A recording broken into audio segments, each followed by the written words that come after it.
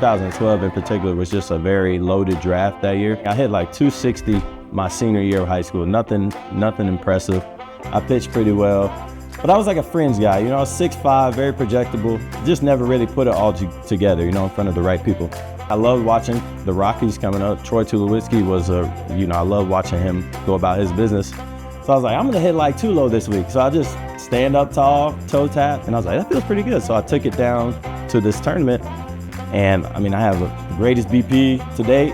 I hit a couple doubles off of some first round guys, and Bill Guyvette was in the stands with Danny Montgomery.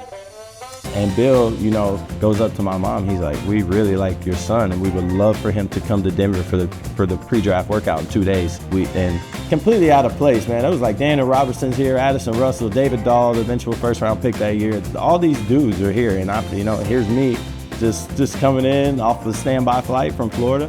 Pop in, hit BP, get a tour of the stadium, run a 60, you know, get introduced to the elevation for the first time.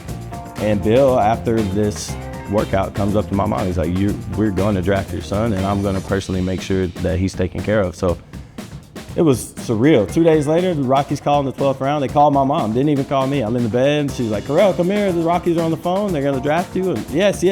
I didn't want to go to college. I wanted to play ball. I knew I wanted to be a ball player. So get in the Rockies system, and I accelerate my development very, very quickly, like 18, 19, 20. I'm just getting better and better and better.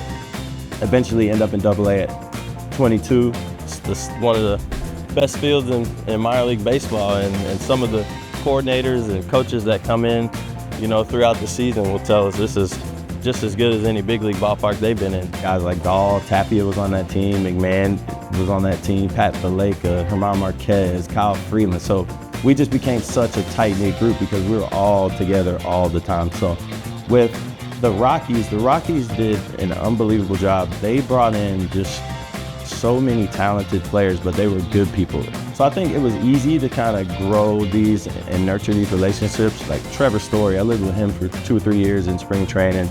Tom Murphy, you know, Mike Tachman, these guys. I was in Ryan's wedding, I was in Dahl's wedding.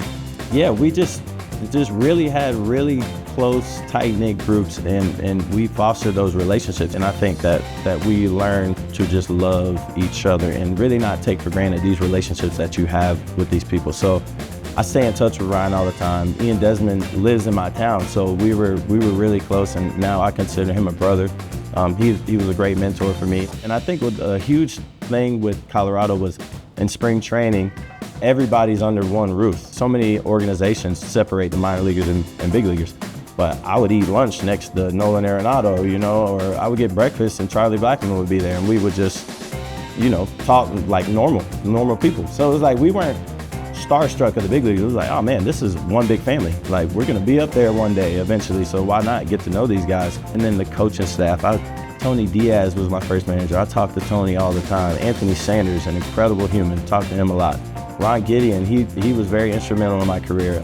Scotty Murayama is a trainer, and I speak with him all the time. I sprinted up to the box to go try and catch Dick Mofford and Bill, because Dick, every time he walked by, hi Correlle, how are you? You know, and it would speak to you, and it would just be so genuine. So I think, you know, I tell the guys here, I'm like, hey, I never made the big leagues with the Rockies. You know, I could be really bitter, like, oh, I'm in Denver playing like whatever, the Coors, but I say I felt a lot of love here, and still do. You know, whenever I see these people, it's a lot of love. So I'm always going to be a fan of this organization, and that, yeah, I'm just glad I get a chance to do this.